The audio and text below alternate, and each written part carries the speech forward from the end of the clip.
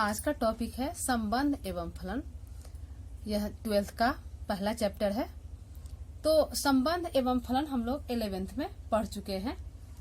थोड़ा सा 11th वाले में हम लोग क्या पढ़े उस पर एक नजर हम लोग डाल लें कि आखिर रिलेशन है क्या। तो हम लोग कर चुके हैं, थोड़ा सा एक नजर डालना है, रिलेशन को रिपीट कर लेते हैं। तो संबंध जो है हम लोग पढ़े थे 11th में कि संबंध कार्तीय गुणन का उपसमुच्चय है। कार्तीय गुणन का उपसमुच्चय मान लेते हैं दो समुच्चय ए और बी है, तो ये रिलेशन जो है R is a subset of A cross B. अब यहाँ पर ये ध्यान देंगे कि ए और बी ये दोनों ही जो है यह नॉन एम्प्टी सेट होता था, नॉन एम्प्टी यानी अरिक्त समुच्चय, यानी इज नॉट इक्वल टू 5, ये याद रखेंगे। अब ए क्रॉस बी अगर ए भी हो यानी आर ए क्रॉस ए का भी सबसेट हो सकता है, R is a subset of B cross B, यानी ये जो समुच्चय जो दिया हो और उसी पर संबंध निकालना हो तो इस ढंग का होता है।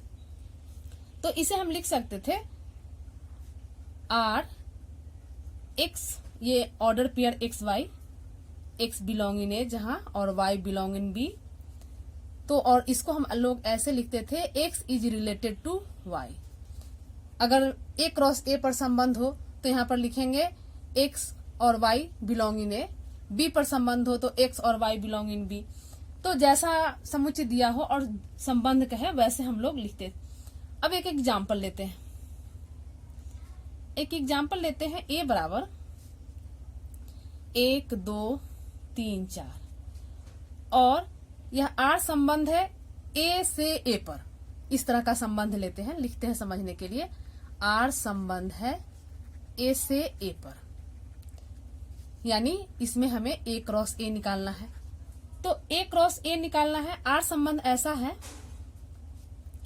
कि ए बी, जहां ए और बी बिलोंग करता है ए में और B greater than equal to A, इस ढंग का संबंध है। तो हम कैसे लिखेंगे संबंध? 11th में भी हम लोग कर चुके हैं, यहाँ पर एक रिपीट थोड़ा कर रहे हैं। तो ये आर बराबर हो जाएगा, यहाँ चूंकि कह रहा है बी बड़ा है या बराबर है ए से, यानी आर हो जाएगा 1 1 हो जाएगा 1 2। ए क्रॉस ए हमेशा ध्यान देंगे, ए क्रॉस ए निकालना है, यानी ए 1 2 3 4 का क्रॉस 1 2 3 4 से, तो 1 1 1 2 1 3 1 4 होगा। 1 1 1 2 1 3 1 4। हम लोग ये भी ध्यान देंगे कि ये जो है बी बड़ा होना चाहिए या बराबर होना चाहिए, यानी ये दूसरा घटक या दूसरा अवयव जो है पहले अवयव के बराबर हो या उससे बड़ा हो। तो इसमें बराबर या बड़ा आ गया। 2 लेते हैं तो 2 1 नहीं लेंगे, 2 1 में 1 छोटा हो जाएगा, तो 2 2 लेंगे, 2 2 2 3 2 4 3 लेंगे, तो 3 1 और 3 2 नहीं लेंगे, यहाँ लेंगे 3 3 और 3 4 4 लेंगे, तो 4 के साथ फिर 1 2 3 नहीं लेंगे, इसलिए कि पहला घटक जो है कम हो जाएगा। और यहाँ है पहला घटक ये बी बड़ा है या बराबर है ए के, तो हम ऐसा लेंगे कि इधर वाला द्वितीय घटक जो है बड़ा या बराबर होना चाहिए। तो 4 के साथ अगर 1 लेंगे तो द्वितीय घटक जो है वह छोटा हो जाएगा, इसलिए 1 2 3 नहीं लेंगे, 4 के साथ 4 लेंगे, 4 4। तो ये आर संबंध है ए से ए पर, इस ढंग से निकालते हैं। अगर आर संबंध होता है ए से बी पर और जो संबंध दिया हो तो हम लोग ए और बी का कार्तीय गुणन निकालते हैं और उससे हम लोग संबंध प्राप्त करते हैं। अब 12 में पढ़ना है टाइप्स ऑफ रिलेशन, यानी संबंधों के प्रकार। अब 12 का यहाँ पर शुरू हुआ संबंधों के प्रकार। तो संबंधों के प्रकार में पहला देखते हैं रिक्त समुच्चय। रिक्त समुच्चय नहीं, रिक्त संबंध, यहाँ पर संबंध पढ़ रहे हैं, रिक्त संबंध। तो देखिए संबंध जो है ए क्रॉस ए का उपसमुच्चय, ए क्रॉस बी भी हो सकता है, हम ए क्रॉस ए का ले रहे हैं। ए क्रॉस ए का उपसमुच्चय फाई, उपसमुच्चय फाई रिक्त संबंध कहलाता है। रिक्त संबंध कहलाता है। अब जैसे में ले लें, जैसे में ऐसा संबंध, ये pair order pair A B, तो बी बराबर अगर A plus 4 for all A B belong in A, ये ए बी, ये ए जो है यही संबंध, यही एग्जाम्पल पर ले लेते हैं कि ए बी ए में है और ए बी ऐसा है कि बी जो है बड़ा है, बी बराबर है ए प्लस 4 के। तो अगर हम ए 4 लेंगे, ए अगर 1 ले, ए अगर 1 ले तो बी हो जाएगा ए प्लस 4 यानी 1 प्लस 4 यानी 5, जो कि यहाँ पर 5 नहीं है, यहाँ 5 नहीं है, यानी यहाँ पर हम कहेंगे कि इस संबंध से हम एक भी क्रमित युग्म नहीं लिख पाएंगे, तो यह जो है रिक्त संबंध है। दूसरा सार्वत्रिक संबंध, सार्वत्रिक संबंध, तो ये होगा समुच्चय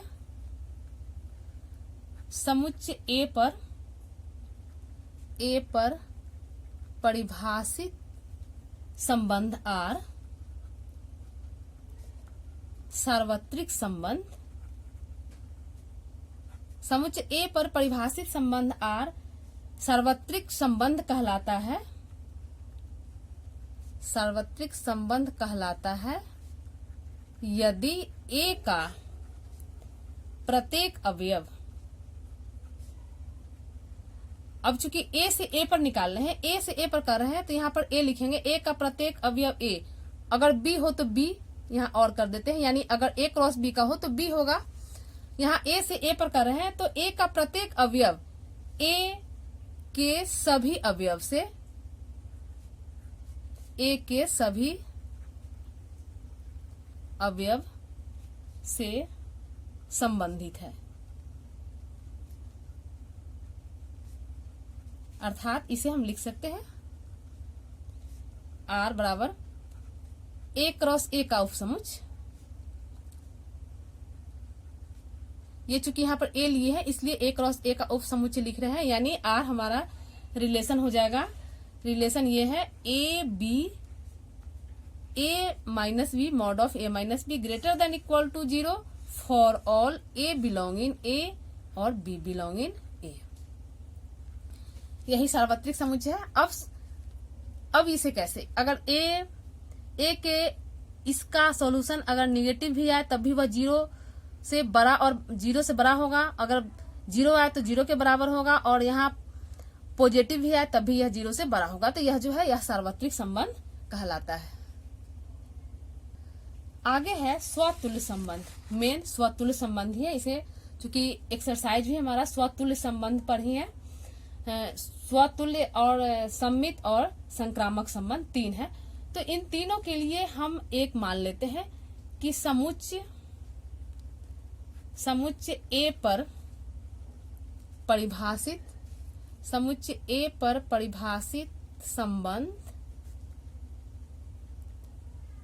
R, पहला चूंकि उधर 2 संबंध लिखे हैं, या तीसरा ले लेते हैं स्वतुल्य,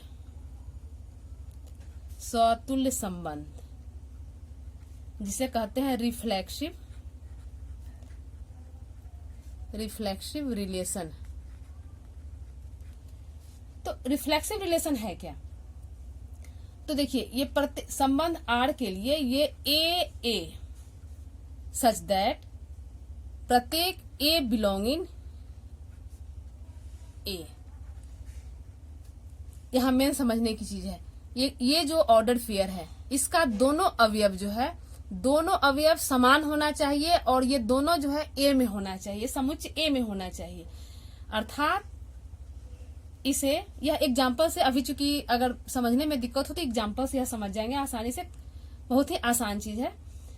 तो अर्थात इसको हम लिख सकते हैं ए बिलोंग इन आर, और इसको ऐसे कह सकते हैं ए इज रिलेटेड टू आर, यानी ए जो है ए से संबंधित है।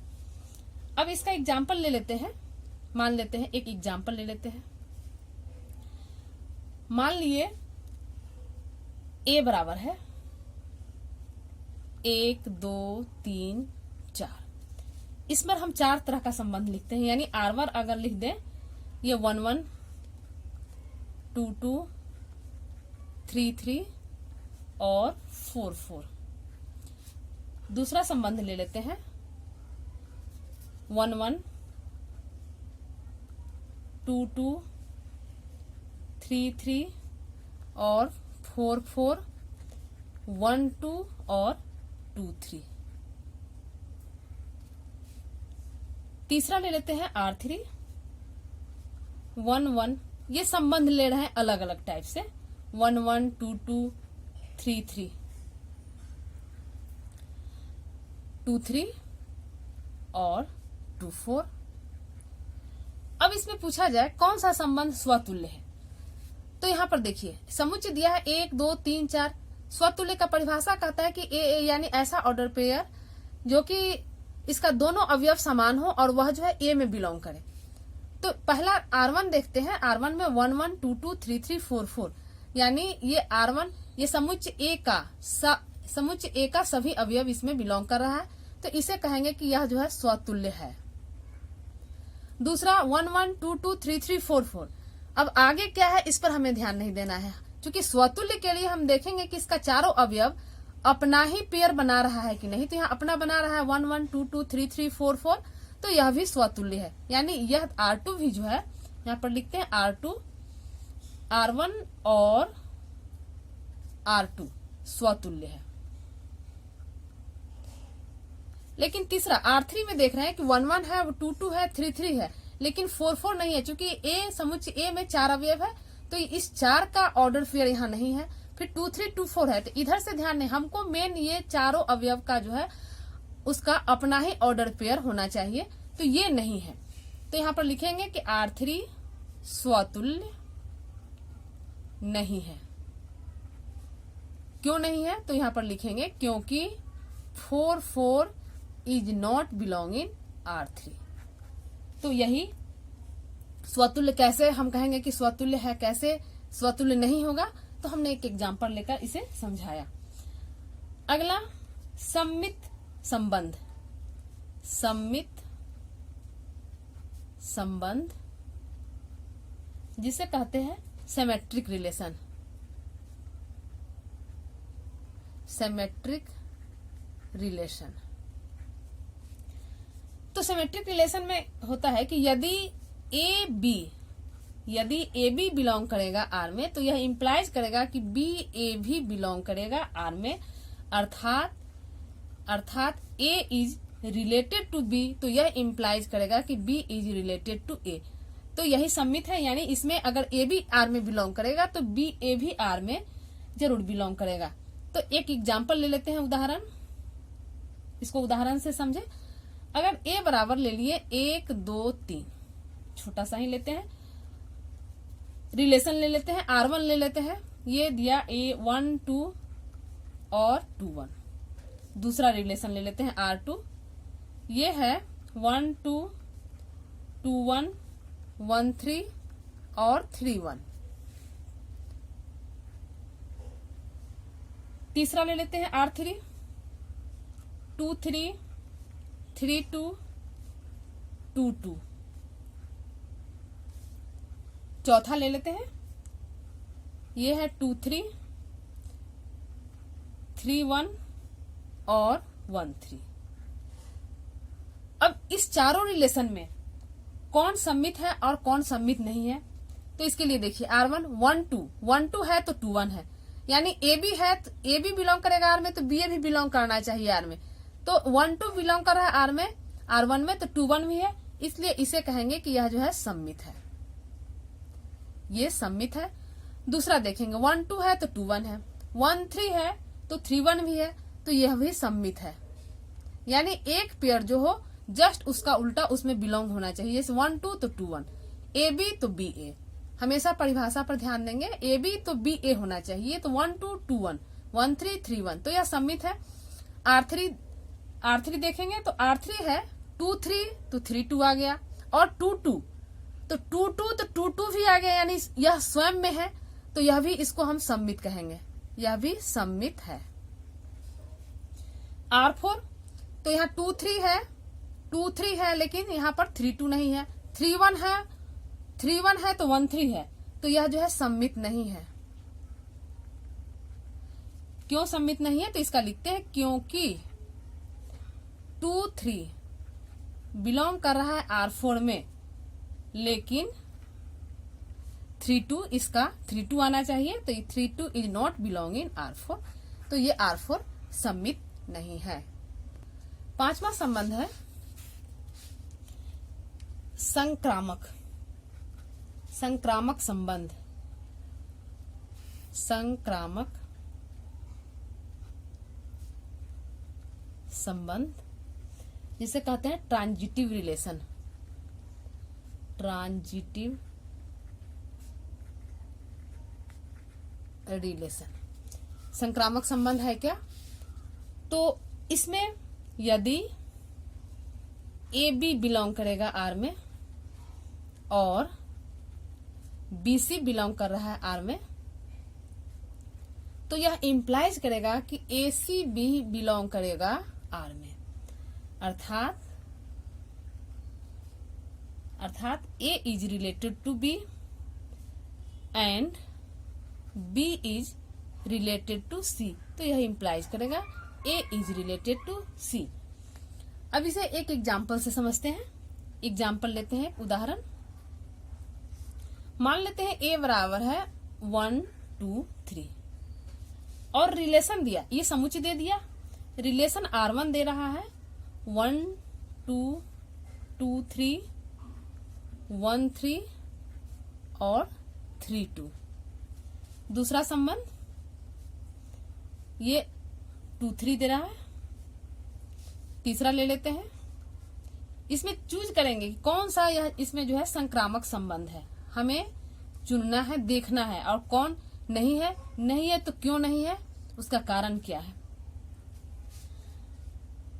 अब पहला देखें, R1 1, 2, 2, 3 1, 2, 2, 3 है तो 1, 3 है, और 3, 2 1, 2, 2, 3 है तो 1, 3 आ गया। फिर 2, 3 और 3, 2 है, 2, 3, 3, 2 है तो 2, 2 आना चाहिए, नहीं है। फिर 1, 3, 3, 2 है तो 1, 2 1, 2 यहाँ है, यानी एक इसमें नहीं है। यानी इसे समझने के लिए लिखते हैं R1। पहले कहते हैं R1 जो है ट्रांजिटिव नहीं है, ट्रांजिटिव नहीं है क्योंकि यहाँ सारे ऑर्डर पेयर को देखना पड़ता है। तो यहाँ पर 2, 3 बिलोंग कर रहा है R में, R1 में 2, 3 है और 3, 2 है, ये बिलोंग कर रहा है R में। लेकिन 2, 3, 3, 2 आ गया है तो 2, 2 आना चाहिए, यानी ए बी बी सी तो ए सी। तो यहाँ पर ध्यान देंगे 2, 3, 3, 2 तो 2, 2 इसके साथ हमेशा इसको मिलाने में गलती नहीं हो, यहाँ ध्यान दें। 1, 2, 2, 3 हो गया तो 1, 3 आना चाहिए, तो 1, 3 है। इसके साथ चलते हैं 2, 3, 3, 2, यानी यहाँ जो है वह पहला होना चाहिए। 3, 2 2, 3 तो 3, 2 यानी ये और ये साथ होना चाहिए, यानी 2, 2 यही नहीं है, यहाँ पर लिखेंगे। लेकिन 2, 2 is not belong in R1। अब देखिए 1, 3 इसके साथ चलते हैं। 1, 3, 3, 2 है तो 1, 2 आना चाहिए, 1, 2 यहाँ ऑलरेडी है। तो एक पेयर 2, 2 जो है वह R1 में नहीं है, इसलिए यह ट्रांजिटिव नहीं है। R2 में चूंकि एक ही ऑर्डर है, तो हमेशा ध्यान देंगे जब एक ऑर्डर यानी जब सिर्फ ए बी हो तो वह ऑलरेडी ट्रांजिटिव होता है। हम कब चेक करते हैं, जब ए बी हो और उसके बाद तुरंत बी सी हो। जैसे यहाँ पर चेक किए कि ए बी था और यहाँ पर बी सी था, तो जब ए बी था बी सी था तो ये ए सी आना चाहिए, ये नहीं था, इसलिए ट्रांजिटिव नहीं हुआ। लेकिन दूसरा R2 में एक ही फैक्टर है, तो जब एक ही फैक्टर यानी ए बी है तब यह ऑलरेडी ट्रांजिटिव है, इसको कहेंगे कि R2 ट्रांजिटिव है। क्यों है, इसलिए कि इसमें एक ही फैक्टर है। जब एक फैक्टर हो यानी यदि ए बी है अब बी सी है ही नहीं तो वह जो है ऑलरेडी ट्रांजिटिव होगा। और जब ए बी है और बी सी है तब हम ट्रांजिटिव के लिए ए सी जरूर चेक करेंगे, ये बात ध्यान देंगे। R3 चलते हैं। R3 में देखिए 1, 3, 3, 2 1, 3, 3, 2 तो 1, 2 ऑलरेडी है, तो यह जो है इसे कहेंगे कि यह जो है ट्रांजिटिव है, यानी संक्रामक संबंध है। एग्जाम्पल से समझेंगे, बहुत ही आसानी पड़ेगा। तो ये 5 हो गया। अब छठा संबंध है तुल्यता संबंध। तुल्यता संबंध, इक्विवेलेंस रिलेशन। Equivalence relation. तो ऊपर जो हम लोग 3 रिलेशन पढ़े, मेन, रिफ्लेक्सिव, सिमेट्रिक और ट्रांजिटिव, यह तीनों ही इक्विवेलेंस रिलेशन कहलाता है। यानी इसको हम ऐसे लिख सकते हैं कि वह संबंध जो स्वतुल्य, सममित और संक्रामक हो, तुल्यता संबंध कहलाता है। यानी इसमें तीनों आ गया, तुल्यता संबंध कहलाता है। इसमें तीनों आ गया। अब एक एग्जाम्पल लेते हैं। एग्जाम्पल लिख लिए। मान लेते हैं ये समुच्चय A बराबर है T सच दैट T समतल में, ये समुच्चय निर्माण रूप में है, हम लोग 11th में पढ़ चुके हैं समुच्चय निर्माण रूप। T सच दैट T समतल में स्थित सभी त्रिभुजों का समुच्चय, सभी त्रिभुजों का समुच्चय है। और रिलेशन है इसका कि T1 T2 दो समुच्चय, दो त्रिभुज T1 T2 such that T1 T2 के सर्वांग सम है, सर्वांग सम है। तो देखिए इसमें पहला, अब चूंकि तुल्यता संबंध इसमें जांच करना है, तो पहला इसमें हम कहेंगे कि R स्वतुल्य है। R स्वतुल्य है, स्वतुल्य होगा। क्यों? क्योंकि संबंध दे रहा है कि T1 जो है T2 के सर्वांगसम है। तो तुल्यता में क्या होता है कि T1 T1 के सर्वांगसम, यानी प्रत्येक त्रिभुज स्वयं का सर्वांगसम होता है। इसका कारण हो गया कि R स्वतुल्य क्यों कहे हम, तो क्योंकि प्रत्येक त्रिभुज स्वयं का स्वयं सर्वांगसम होता है। यानी प्रत्येक त्रिभुज लिखेंगे स्वयं का, स्वयं के सर्वांगसम होता है, सर्वांगसम होता है, इसलिए R को स्वतुल्य कहेंगे। अब दूसरा चेक करेंगे, तो R सममित होगा, R सममित होगा। कब सममित होगा? तो यदि यहां समझिए T1 अगर T2 के सर्वांगसम है, T1 T2 के सर्वांगसम है, तो T2 भी T1 के सर्वांगसम होगा। तो T2 यानी दूसरा त्रिभुज भी, यानी पहला त्रिभुज दूसरे त्रिभुज के सर्वांगसम है, तो दूसरा त्रिभुज भी पहले त्रिभुज के सर्वांगसम होगा, सर्वांगसम होगा। अर्थात इसे हम ऐसे लिख सकते हैं, अर्थात R बिलोंगिंग T1 T2। तो यह इंप्लाइज करेगा कि R बिलोंग करेगा T2 और T1 में भी। तो यह जो है संबंध सममित हो गया। तीसरा संबंध चेक करते हैं, R संक्रामक है। R संक्रामक है तो कब?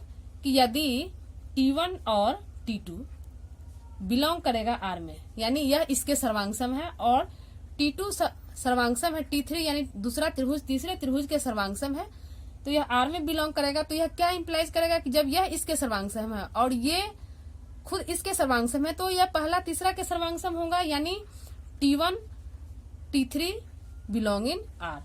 तो यह तीनों कंडीशन को फुलफिल किया, इसलिए हम इसे कहेंगे कि अतः R एक तुल्यता संबंध है। तो यही आज हम संबंध के बारे में पढ़े कि संबंध है क्या, किस टाइप्स ऑफ रिलेशन पढ़े, और मेन इसमें रिफ्लेक्सिव, सिमेट्रिक और ट्रांजिटिव यानी स्वतुल्य, सममित और संक्रामक संबंध पढ़ेंगे। ये तीन जान लेंगे तो तुल्यता संबंध, ऑलरेडी चूंकि तुल्यता में वह तीनों ही संबंध होता है, तो तुल्यता हम लोग आसानी से कर सकते हैं। तो इसे आप लोग कर लें, क्योंकि अगला एक्सरसाइज मेरा इसी पर आधारित है, एक्सरसाइज 1.1। तो इसे कर लें। धन्यवाद।